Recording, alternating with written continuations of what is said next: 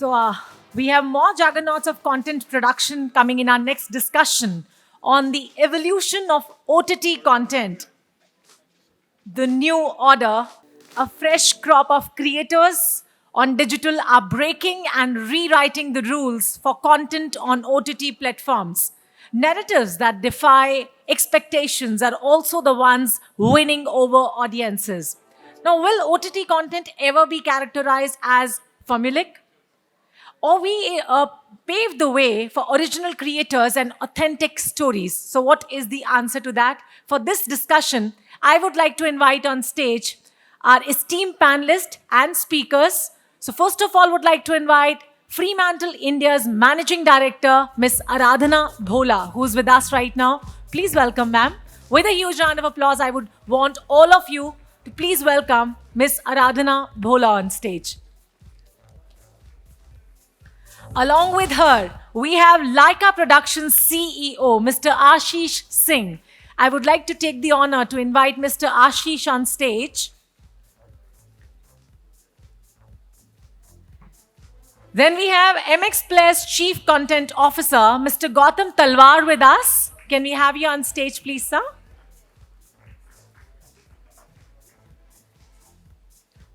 Along with him, I would like to invite on stage Indian film director and screenwriter, Mr. Ken Ghosh. Can we have you here, please? And we have ULLU Head Content Strategy and Business Alliances, Ms. Nivedita Basu with us. May we have you on stage, ma'am, please? We have EROS Now Head of Content, Puja Rajadhyaksha with us. Welcome, Ms. Puja. We're really honored to have you here. Along with them, we have Juggernaut Productions OTT President and COO, Mr. Samar Khan with us. Welcome, Mr. Samar. And we would like to invite on stage Bodhitree Multimedia Limited's Managing Director, Mr. Mautik Tolia, to moderate this session, please. Over to you, Mr. Tolia. Welcome to the Vidnet Summit. I think it's been a while since, and I'd really like to thank Anil to, get us off the online world and back to the offline world again. And yeah, today we're all among friends. I can see a lot of familiar faces, and that's great to see. And, we have a very interesting panel today. Filmmakers, OTT platforms, producers, a completely, one-stop shop. So, the topic is very interesting. It's very pertinent because I just remember, it was 2015-16. We started making, our first show was on YouTube, and it was 12 minutes long. And for us, just to watch a 12-minute show, we were worried whether the audience would have that much of, whether buffering wouldn't happen, streaming wouldn't happen. And in the last 6 years, things have evolved. We've gone into an interesting wave of OTT content. Things have exploded. We've had some great content coming out. Lots of interesting spaces. You had waves with Sacred Games and Mirzapur and all kinds of shows that really opened up the OTT landscape. And it's been a great journey so far. And so far is where the pause lies, because there is a certain feeling, and there is a lot of discussions that happen in production houses and OTT platforms, and which we are privy to, where the whole understanding is that are we going to be able to, in the coming age ahead, and the demand is there, but is the supply really there? Are we going to be able to come up with this increased demand with the same kind of quality that some of the shows displayed in the first wave, so as to say? And I think that is a very pertinent discussion, because that essentially will pave the way forward for the industry as such. So I'll start with Samar, because he's on the trenches, so as to say, making all the content. How do you see if I say that, okay, this is the second phase, how do you see that happening? Hi guys, thank you Anil once again for bringing us back, like he said, into the real world from the virtual world. I think the big struggle that's going to happen now is, I think and what we were discussing just before we started the panel also outside, is how do you find new stories?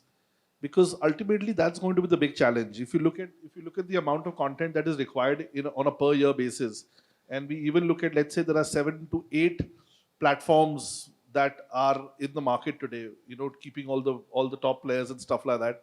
And even if all of them need one show per month, we're looking at about 85, 90 shows a year. I mean, where are the stories? So I think that is a struggle that, I am definitely facing as the second wave, the third wave is coming along, because it's getting more and more tougher to find that unique story or find, because every platform is still asking us, what's the differentiator? Why should people watch this story? Why is it different from something else? Or why is it different from another story? And it is becoming a struggle to find those stories. Where are those stories? I mean, if you're making 90 shows a year, in about 10 years, you would have made about 900 shows. Plus there are films, plus there's television, plus there is regional OTT content. So as a content creator, I think the struggle for the next phase is going to try and find those stories that can resonate with the audience. That's number one. And the number two challenge is going to how to find talent to tell those stories, because I've done about 7 to 8 shows in the last 4 years or 5 years of being in the business, and I can feel a fatigue. So I'm sure people who write, people who act, people who are DOPs, people who are technical guys who are working on it, or even studio executives and people like Puja or Gautam and stuff who hear maybe 5 scripts a day, or hear more ideas on a daily basis. There is a fatigue that sets in. So the challenge is going to be to fight that fatigue and to find new stories is what I feel, is going to be a big challenge for all of us. Thanks, Samar. I think the key word that you put in there, and that's the operating word right now, is content fatigue. And, I think that's where, I'll ask Puja, even from a platform perspective, is there a fatigue that is set in? Like in terms of, again, your journey as a content curator and as a platform, how are you seeing that next leap going, with this paucity of content or content fatigue that you call? I slightly disagree with Samar right now. I think that there are enough stories to be told in this country.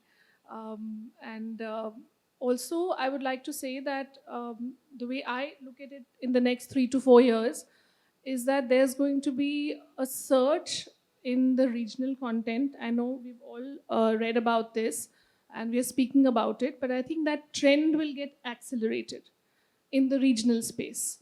And specifically, I think there are stories, and I understand that we may have a basic template of stories, but that exists worldwide. But in terms of the changing mindset of the young Indian audiences, empowering women, I think we all know that women, in our country still need to be freed from a lot of social constraints. And of course, I think just stories in the spirit of appreciation of our culture and tradition. I think those are the stories that will be told with, of course, a significant improvement in production values. I think that's where it is. Okay, so as a content curator of a platform, are there any operating keywords like going forward? I mean, there are a lot of storytellers in this room.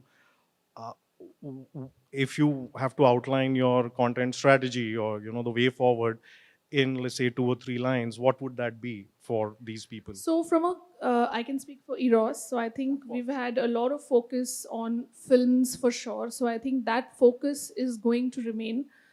We will do straight to digital films. On the web series, typically we are focusing on right now in the next 6 to 8 months, a fewer shows. And more in the family viewing space, and any inspirational story that I've been telling all my producers are always welcome, and I'd love to sort of read that. Okay, thanks. And that brings us to Nivedita. Nivedita has a very interesting challenge, and she's recently joined ULLU. And ULLU has been a phenomenal success story from its beginnings, and it really truly represents the heartland. And it's in that sense presented as a completely different disruptive model, so as to say. And for Nivedita, for you to take that forward now, take what has been achieved forward, and we also hear about your broadcasting plans as well. What's your journey going to be like? Is it going to be targeting the heartlands, as is the popular perception, or you guys have more tricks up your sleeve? Firstly, thanks, Anil, for always remembering me, Khalid, Prerna. It's always a pleasure to come here and interact with you all. So, like Samar said, unfortunately, I feel that, the simpler stories are the ones which are doing well now, at least in my head. I mean, when you see a Gullak or even Mai for that matter, there was no drastically different thing which was shown, but I think the actors, the performance, the way the story was told was very, very interesting. And I think we need to applaud those kind of makers who don't look for very different stories, but believe in what they are making and go ahead and make it. So as far as ULLU, I mean, I don't think we've really announced, and we're going to announce it in a week. So we are basically coming with a satellite channel, a Hindi GEC. While people think that there is no space for GEC, but we've managed to find a space there in GEC, and we call ourselves actually OTT on TV. So like other channels, what we're trying to do is something different, which might fail drastically, or it can be a success. Let's see where that goes. But we're trying to create OTT type of content for TV. What happens is in the B, C tier, we feel that there is no audience because amidst our general shows, we try to put in one show. So I've been part of shows where we've done for television. I did 24, and there were other shows also which came on TV, but they didn't do well because there was fodder for your Anupamas and the other shows, successful shows which were there. What we are doing is we are ramming them with a lot of OTT content, and we are seeing, let's see how it goes. I feel there is an audience. Today, the audience is very smart with Geo coming in free. We know everyone has access to internet and they're watching a lot of content.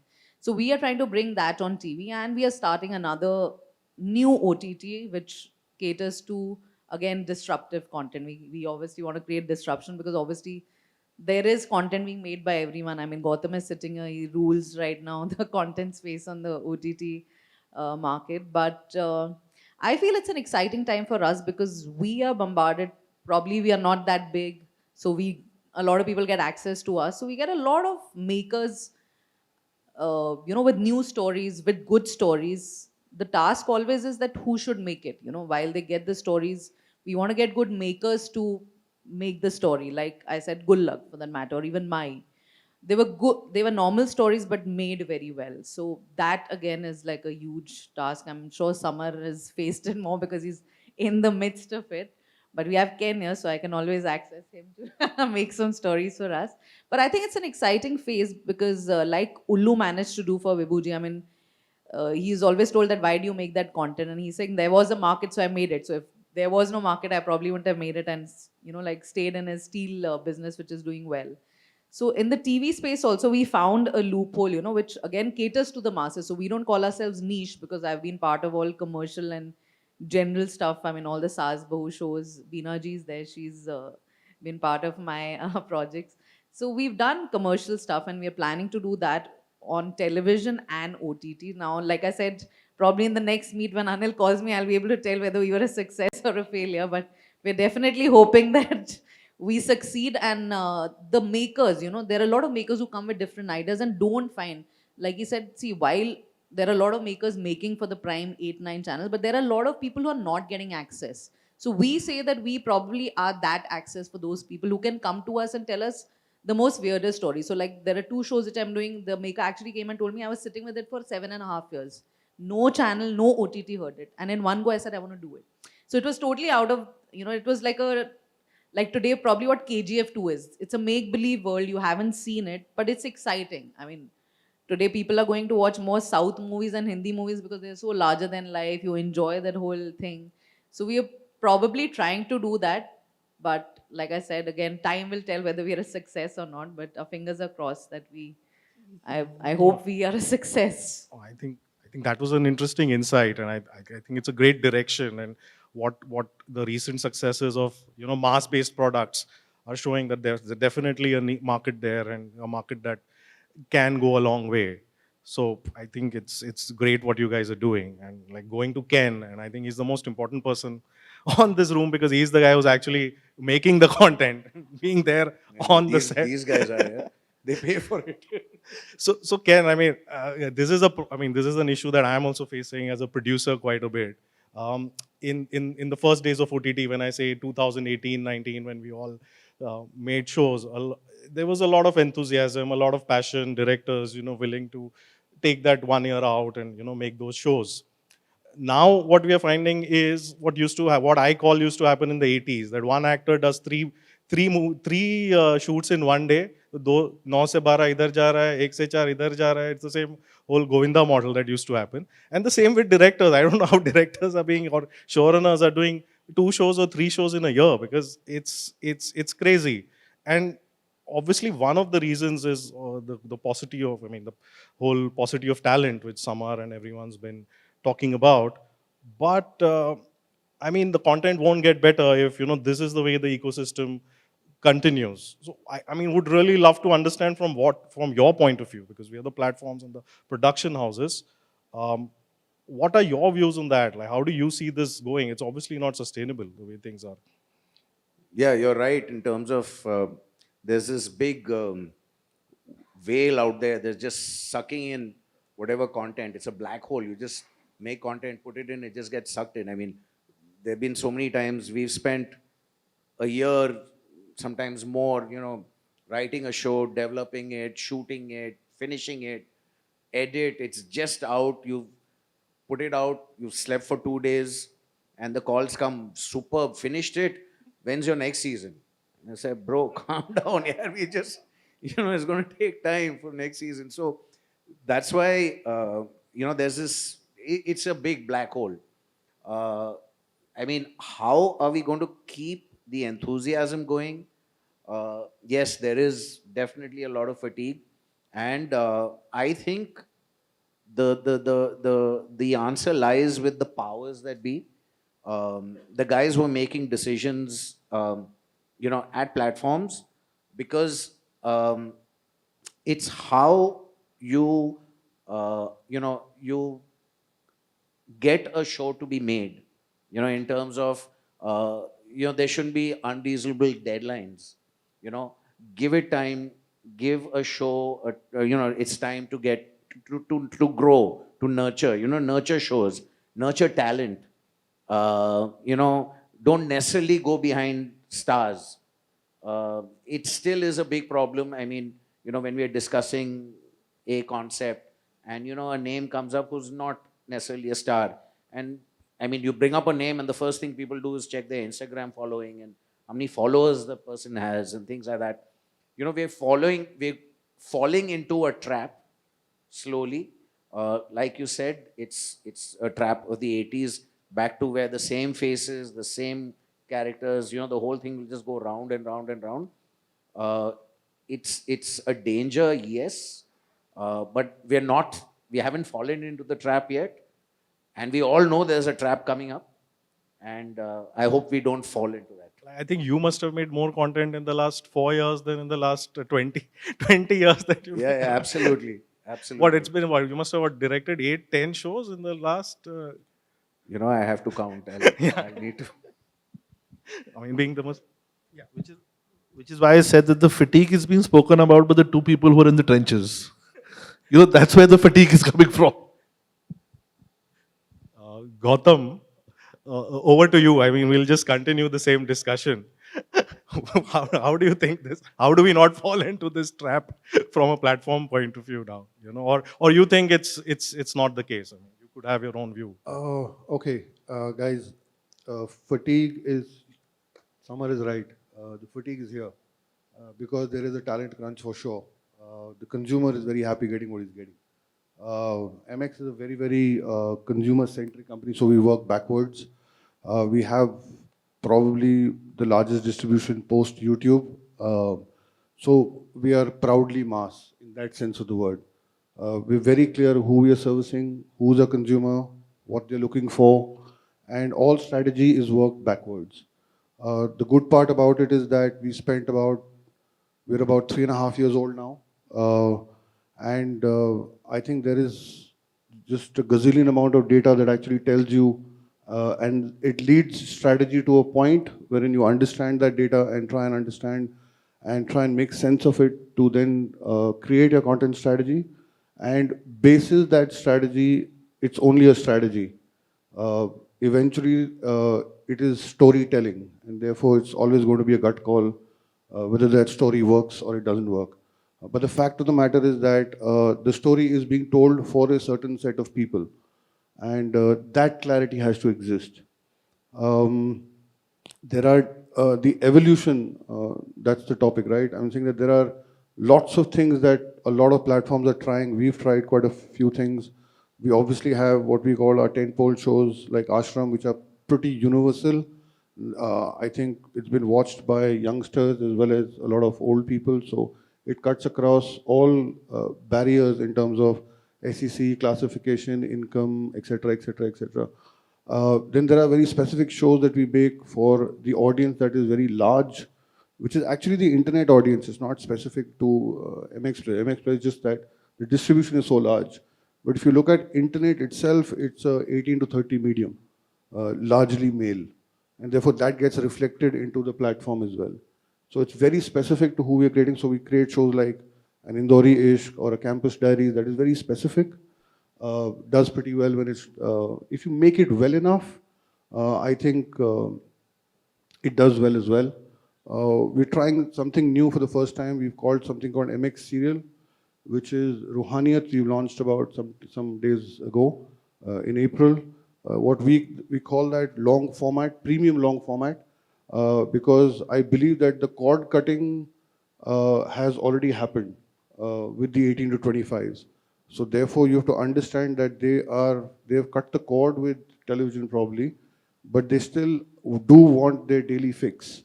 So is the OTT platform able to provide that fix? Our first attempt is Ruhaniyat, and there are about a couple of more shows that are in production right now. So that becomes something. And then there is the regular web series that you kind of keep churning out and keep churning out because, yeah, summer fatigue is only here. And it's right because there is paucity of talent. So if Ken is making as many he's making, he will be tired. And that's the fact of the matter, guys. Talking about working with new people, MX Players has worked with the most number of first-time directors, first-time producers. So I don't think that is, I think I just caught Sameer's last bit when we came in, and he's right? It's not about just an idea. It's about how much effort you made in the writing. And this is a writer's medium, guys. Don't ever kid yourself. This is purely a writer's medium. And if the writing isn't there, then there is very little that even Ken can do about it, to be really honest. So I think that the effort that I think all platforms are putting in, including mine, is saying that is the writing really up there? And is the writing out there? And the writing is for whom? Because I think it's very rare that somebody will come into your room and say, this is the biggest flop show that I've got, would you like to make it? It never happens, right? Anybody who's carrying that piece of paper believes, and rightly so, that that's the next big show. So you'll never get somebody walk into your cabin and say, hey, would you like to make this? This is the worst show in the world. So it has too many variables. So I think that the evolution is interesting. It's new. It's a lot of experiments that we are trying to do to try and understand this consumer better. His habits are changing, and habit change takes some time. So we're just going along. Sorry, Gautam, one more question to you is, compared to other platforms, I think your output as MX Player has been extremely prolific. So what I wanted to essentially get is an insight into the process. How are you able to churn out the number of shows that you're able to do, and at the same time keep the quality going? Yeah, I think we're very prudent, so we don't make crazy amount of money in shows. I think Ken brought it up. I think what we do is that we spend minimum 18 months to a show. There is no deadline. I'm not pressurizing people to kind of give it to me. We've got a pipeline that I think is fairly well planned out. I think the most important part is the writing process. For us, that takes the longest. We also develop a lot. Necessarily everything may not fructify, but we do write a lot. We work with a lot of new talent who understands. Actually, it's weird because nobody knows how to write 300 minutes in this country. So anybody who tells you that they do is probably not saying the truth, because it's 30 seconds of advertising, 5,000 hours of television, and 120 minutes of film. This 300 minutes of premium content writing is genuinely tough. And I think that's where we put in the maximum amount of effort. After that, it's just magic. You just have to work with, people who are or want to be invested in the show. We do not do projects. We only work with people who really want to make that show. And I think that's what we bet on. We just bet on the passion of the individual. That's it. That's extremely interesting. Over to Ashish. Ashish, again, you've seen it all. I mean, that's what we were talking about, from YRF to Netflix to Lyca now. You've actually seen this industry evolve over the last 7 or 8 years that, and, perched at those steps that, you were. What I wanted to understand from you is, and I think YRF was the first, among the first pioneers when it came to actually making web content with Bang Baja Barat and, lots of products that they made earlier. How have you seen that evolution happen from a studio point of view, from a platform point of view, and now from a production house point of view? Because you've kind of got a whole 360-degree view. Okay, so let's start with what OTT has done. Okay, so while we are talking about content, we'll come to content later. But what OTT has clearly done is changed the dynamics of the industry. In the last 5-6 years, purely from a revenue model for the studios and the people who are producing films for the theaters. First thing today, when a film is planned, people within the conference room or the business people within that organization ask, how much will the OTT platform pay for licensing this film? So the entire business model of studios making films has changed due to OTT. So that's the bigger impact of OTT, right? Now let's come to the content bit. OTT came into our lives maybe 5-6 years back. That was a time when everybody was discovering what OTT is all about, including the subscribers, including the people who were creating the content. So they didn't know who their subscribers were. So if I talk about Netflix, when they entered the India market, lot of the decisions were taken in US. And those executives probably didn't know what actually worked in India. But those decisions were taken, and that was the programming you were seeing for the first 2 years. And later, when they started hiring people and executives from India, you saw more content that was more Indian. And now also when you talk to the Netflix executives, they'll probably tell you that, okay, go for the broader content. We've kind of covered the first tier 1 cities. Now our subscriber base is moving into tier 2 cities, tier 3 cities. So that is what they demand, now. Because everybody wants to go wider in terms of the content. The great thing about content in today's times is that people are watching all kinds of content. So while I heard about fatigue and, fine, all these things are practically true. There's no question about it. But from my point of view, sky is the limit. We're at the tip of the iceberg.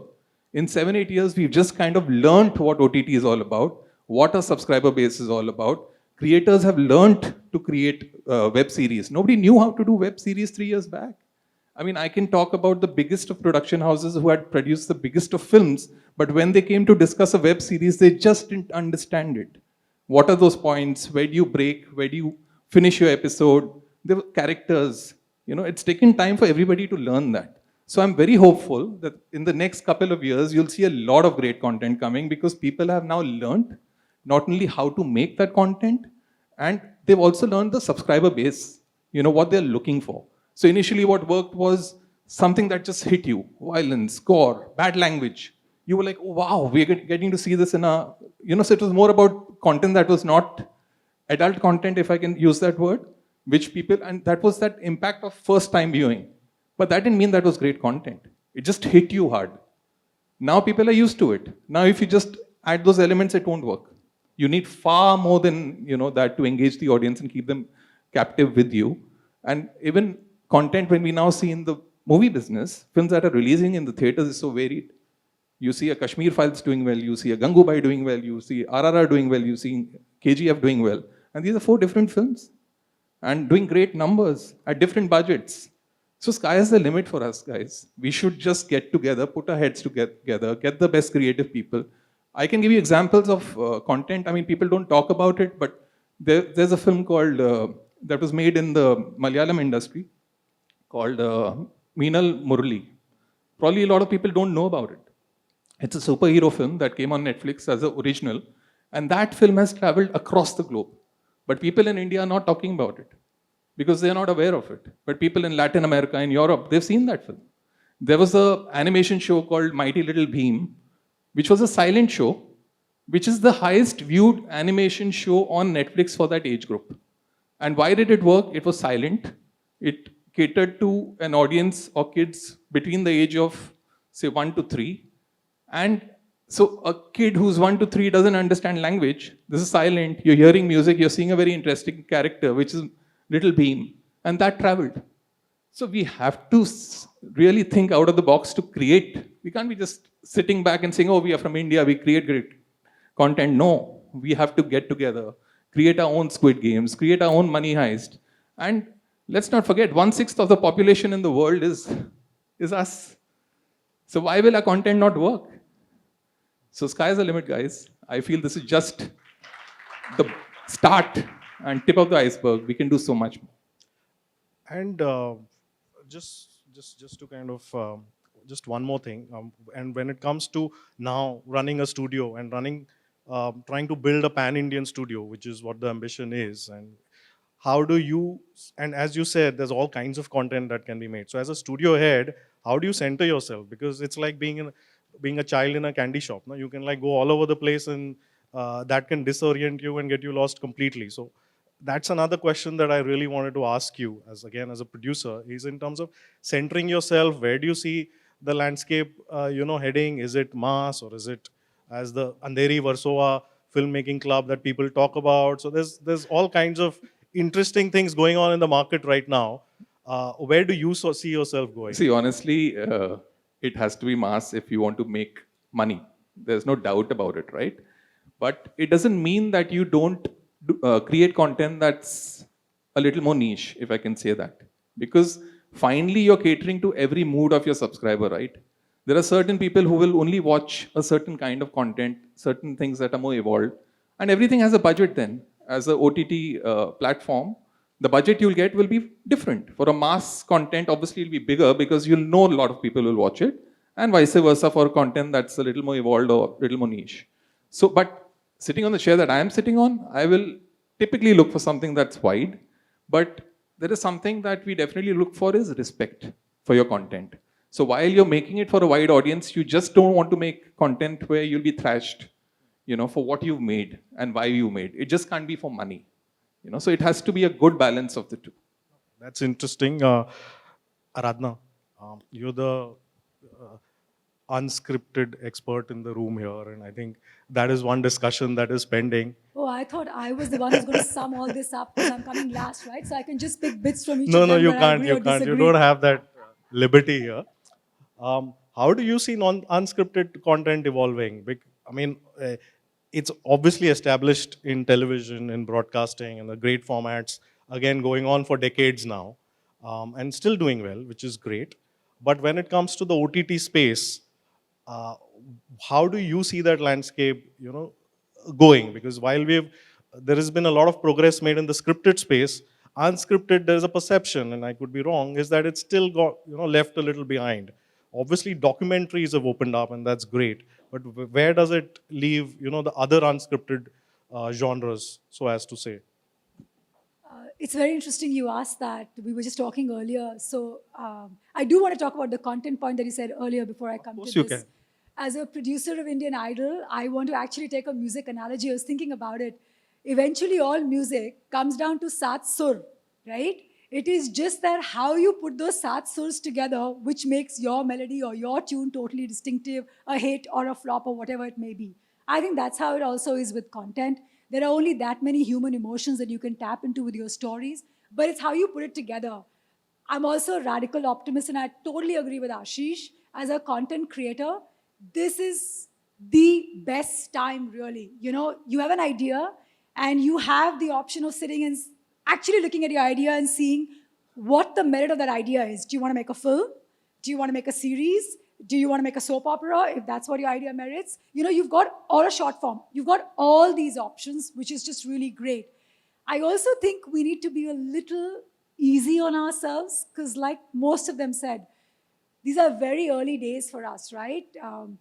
When you want to put a web series together, I think Gautam was referring to that. All these things about hook points, where you'll break, does this need 6 episodes? Does it need 8 episodes? What is the consumer data coming back with? What's working, what's not? This will take some time to absorb and, in that sense, to work with partners and with transparency to create that. So I did feel those points that resonated. I want to get out there. For Unscripted, if I may again take an idle example, because we've done this successfully for 12 seasons now on national TV, right? So in that sense, it was a TV formula. And we're now doing Telugu Indian Idol, which is on an OTT platform. It's very interesting how that works because it's also the South. Someone made a fresh point about working from there and talent from there. I saw a lot of that. I think those elements that are coming in, we're talking about South films doing really well. There's a certain discipline, there's a certain sensibility that comes in from that region. So I think there is a lot of room, and our country is super rich, right? I mean, every 200 kilometers, our language changes, our cuisine changes, our clothes change. This is the epicenter for the world, and that's only a matter of time. It's going to come from here. We are going to get through the process. We're going to get ahead of this. And our content, just like we sit and say, I saw this Korean show, I saw that Spanish show, whatever that may be, it's going to be Indian shows worldwide that will rule, scripted or unscripted. For your point of unscripted being a little lack here, I think that's going to take some time, again, to understand consumer patterns, because this is about binge watching. So, a lot of stuff that is done right now is a one-off thing. Those arcs will take some time to build in unscripted, but is there room for it? There certainly is. Absolutely is. I think the success of a Big Boss OTT and a lockup have shown that, it's the content that's going to work. The platform is, I guess people are getting more agnostic about it. So I think it's a matter of time, probably, that, a version of an Indian Idol or a version of something else will come on Indian OTT platforms, because the doors have been opened with the Big Boss and the lockup. That, it's worked on OTT. Yeah, it's there. That's what I'm saying. It's worked. Yeah. Also, I think a lot of new formats will come with OTT being there. And I think we've been speaking about metaverses, immersive experiences, AR, VR.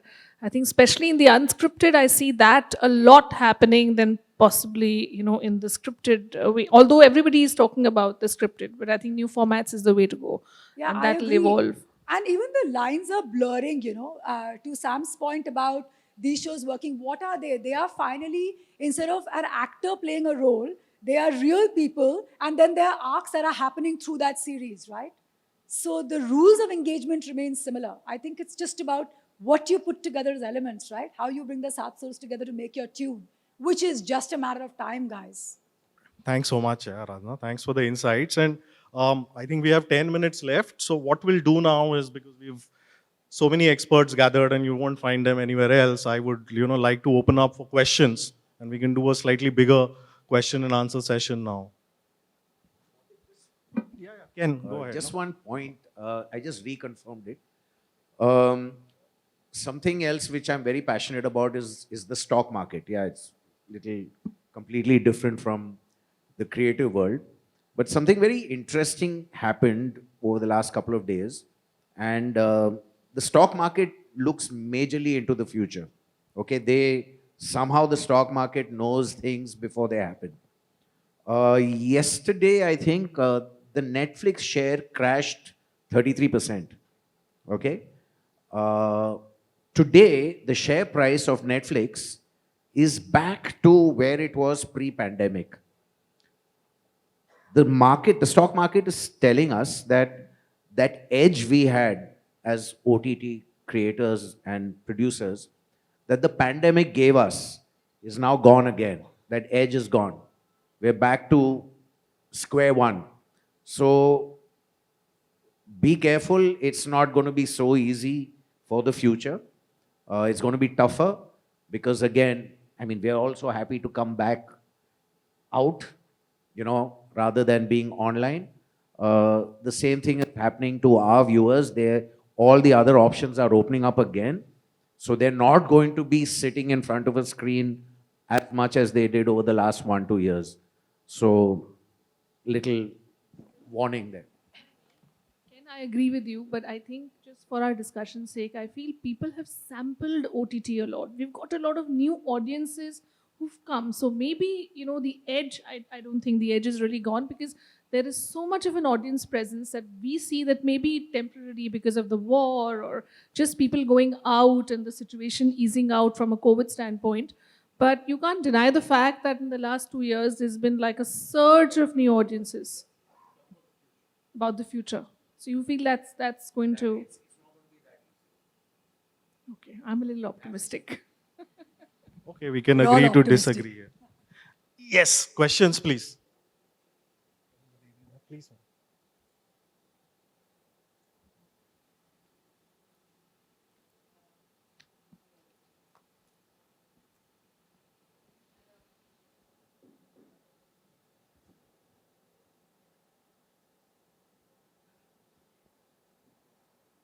You can go ahead till then, yeah. Yeah, we can hear you.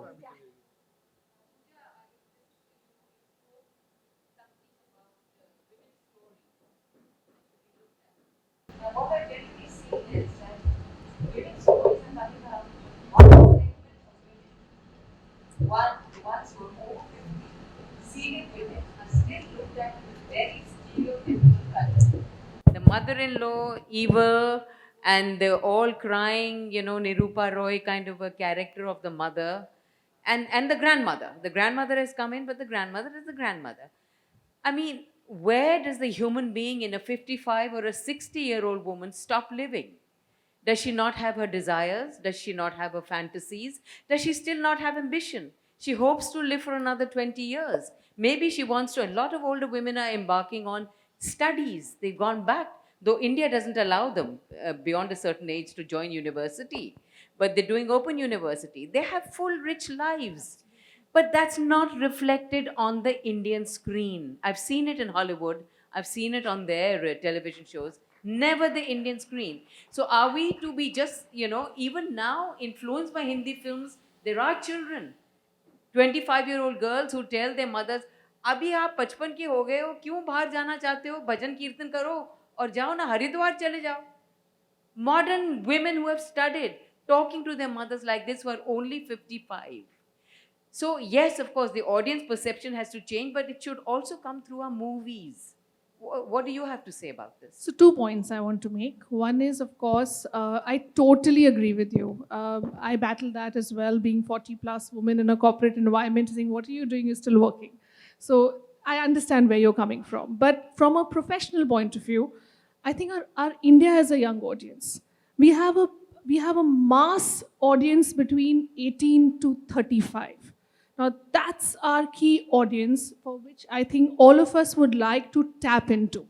And that's probably the reason why you see a lot of stories in the early days, and I still call OTT in its early days in the last 3 to 4 years, stories being targeted to a younger audience. Having said that, that's a business decision we take. I mean, when I see stories like Mai, then we saw Vidya Balan's story that's just come out. I'm forgetting the name of the show. Jalsa. I haven't been able to catch that. English. But English was a theatrical film. I'm talking about the OTT space specifically. There is a change that's happening. And that's something that only this audience is allowing to do. I didn't see that so much in theater. I didn't see that in movies, in television. Television more so because a lot of our women are sitting at home. Girls get married at the age of 21, 22, still in this country. You are a mother-in-law at the age of 45. My mother-in-law was 46 years old when she became a mother-in-law. So if you look at it from that standpoint, the society was different. Now I feel the change will happen. So you will definitely see a lot more stories in that space for older women, because I think they have aspirations and they are also getting more, they are also evolving. Earlier you would see 80% being at home. Today the woman is out. There is a woman like you and me who's still sitting, and I think a lot more are going to be there. So I think the change will definitely happen, and you'll see more stories in at least this landscape. Yeah, I just wanted to add that I was talking to a young actor on a show, and he said, I'd love to hear these stories. I would love to get into the mind of my mother and my grandmother and my mother-in-law. If there's a film about them, I would love to see what their thoughts are, because I don't know them as human beings. I only know them as mother or in-law. So that was interesting. There is a mindset change, and I think this is the only medium that's allowing it to do it. Films also, but of course in a limited way, but in the next 2 to 3 years, I'm sure these stories would be told. Thanks, Puja. Hi, I'm Vivek, and this is a question to Gautam, actually. Uh, so you were talking about it takes around 18 months for a show to get developed and onto the point where you can go on floors. And from a writer's point of view, we are all writers. Uh, a lot of writers work much longer, much before that, so that it gets to you. So there's a lot of years of work. So I'm just trying to understand now that writers are supposedly the most important aspect of a show, and actors are not so important.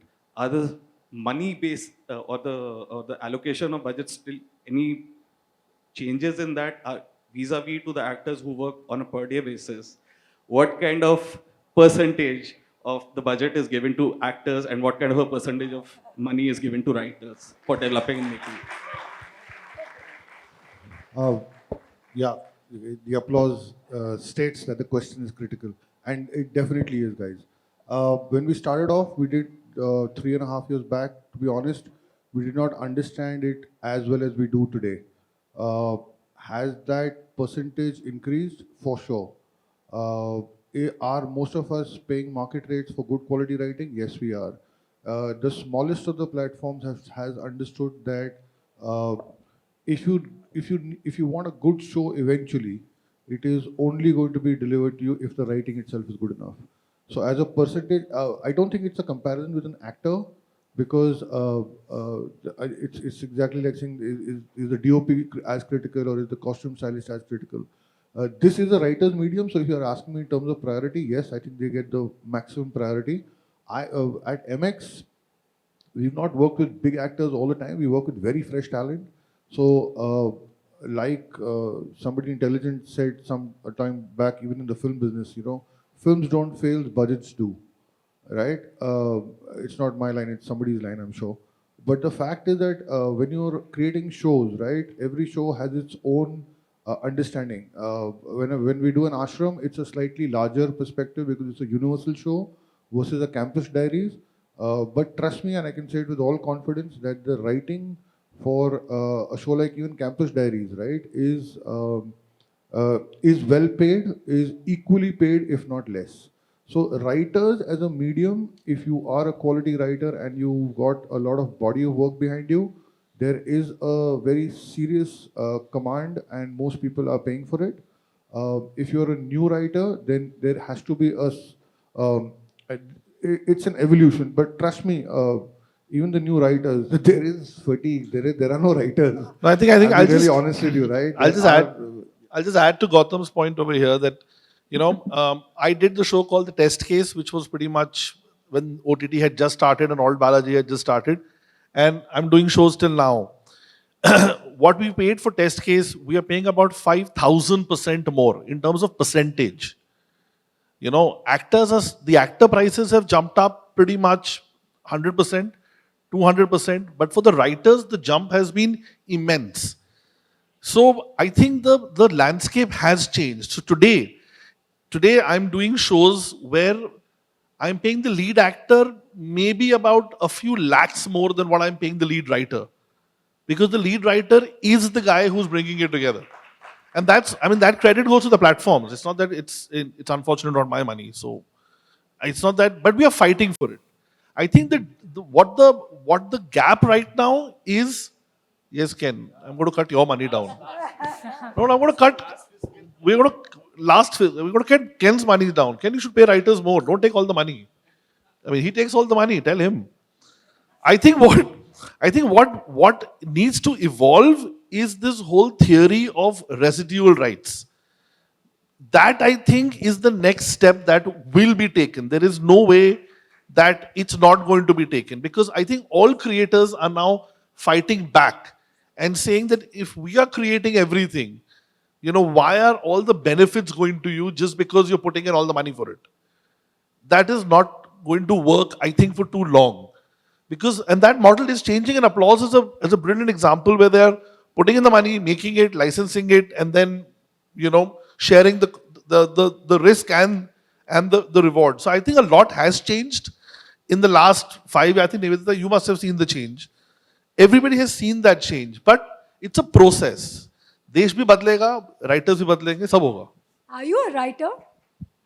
You are? Yeah, it's your future's bright, bro. Because there used to be a time, some of us like Ken and Samar, Puja also maybe. There used to be a time when in the morning, acha, aaj kya scene shoot karna hai, wo scene likhte the, right? And there's a time now that you're talking about the gestation period, the writing period, so many months of writing, right? So stay with it. It'll all come. Thank you. I think that's all that we have time for, right? The moment I come here, people think that I'm barging But in between. and they're all here, wrap so up. you can take the questions offline. I mean, they're all here to answer your questions. You want to take one? Yeah, Okay. you can take it. Sir. Can we please pass on the mic to him? Yeah, hi.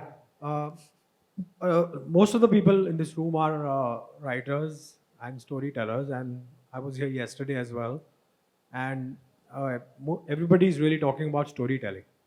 My question is, and this is a question to the entire panel actually, to the OTT streamers as well as the producers sitting on there. What about non-fiction? Everybody seems to have forgotten that. Where is the non-fiction space on the OTT platform? Does it still exist? Is it a thing of the past? I mean, is it still a viable space to explore? Some right light now, to be thrown on. Right now, there's a show which is doing very well. I chanced upon it yesterday called Lockup. Non-fiction, and it's superb. And I think there are documentaries out there. I mean, there are so many other kinds of non-fiction. Non-fiction, we forgetting that there's a huge, the Fabulous Lives of Bollywood Wives, that did really well. If you see the documentaries on Netflix, they've done really well. You know, like we mentioned that I think Big Boss sort of worked really well, the OTT version. So I think Aradhana and Gautam would be better to answer this, but I feel that it's a process.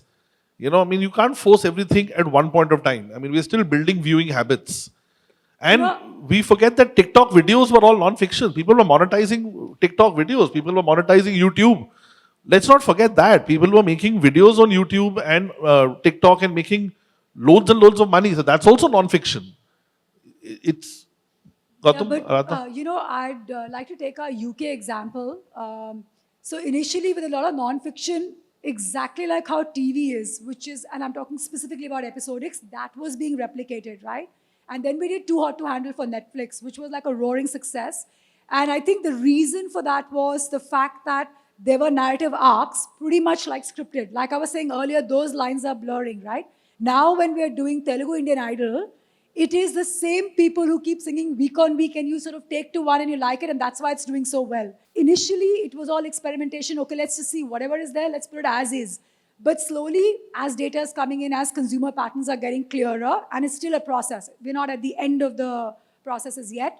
It's becoming clear that certain things work, certain inherent things work. So narrative arcs, things that are continuing, or if it is episodic, then it has to be provocative in a certain way. And I don't mean provocative in that overused, edgy way, okay? But something new. I agree with Samar. Factual is doing really well. That's really picking up. And you'll see more of it in India.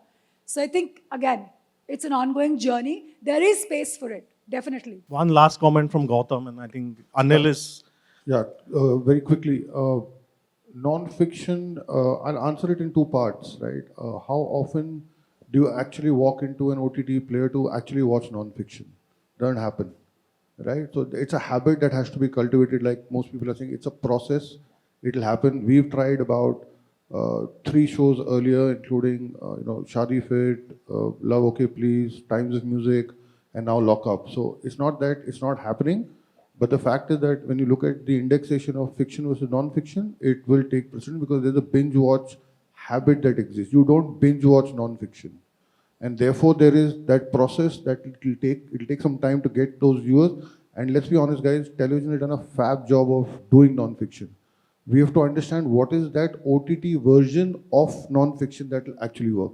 So that's the new thinking that we have to put on and try and understand what is that work. It may not be what worked on television at appointed time, because here there is no appointed time. So why would you come and watch a non-fiction is also a big question in our minds. Thanks, Gautam. Thank you so much. I think we have to end the session now, but everyone's here, so you can ask your questions offline. Thank you. Thank you, Anil.